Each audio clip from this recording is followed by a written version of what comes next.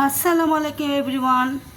আমি এখন একটা ছোটোখাটো রেসিপি করছি, এটা নিয়ে তোমাদের মাঝে ফিরে আসছি। একটু মন চাইলো, কোরবানি ঈদ, সবার ঘরে কিছু না কিছু বিফ আছে।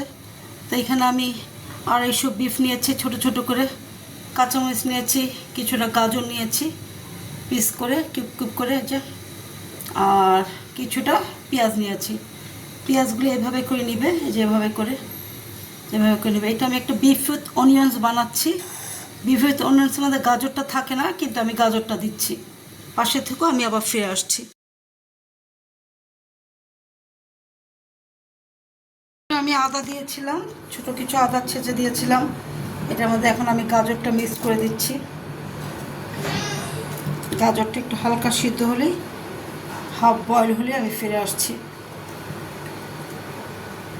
বৃষ্টি হচ্ছে, কি করব, শুয়ে শুয়ে বোরিংও লাগছিল।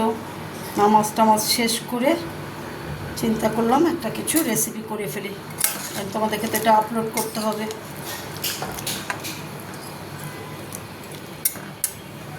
ঠিক আছে, পাশে থেকেও আমি আবার ফিরে আসবো ইনশাল্লাহ।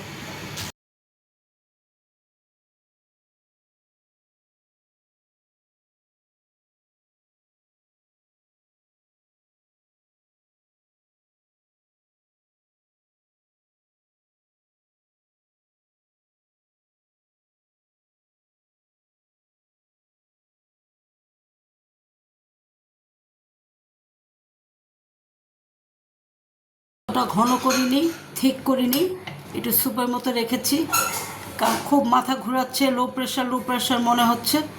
তো এটা খেয়ে একটু ফ্রেশ ফিল করব। তোমরা ওইভাবে বানিয়ে খাও, ভালো লাগবে আশা করি।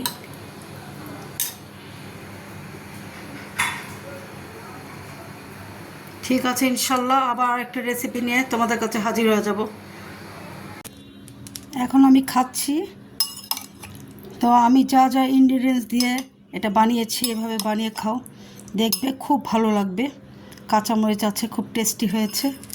তোমরা মনে করো না যে আমি নিজে বানিয়েছি তাই নিজে খুব প্রাউড ফিল করছি। ঠিক এইভাবে আমি যা যা ইনগ্রিডিয়েন্টস দিয়েছি ঠিক এভাবে করিয়ে বানিয়ে খাও, তাহলে দেখবে খুব ভালো লাগবে। এভাবে বানিয়ে খাও, আশা করি তোমাদের ভালো লাগবে, টেস্ট লাগবে, মুখে রুচি আসবে, লো প্রেশার ঠিক হয়ে যাবে। ঠিক আছে, ইনশাল্লাহ আবার কোনো রেসিপি নিয়ে তোমাদের কাছে এসে যাব। ভালো থেকো,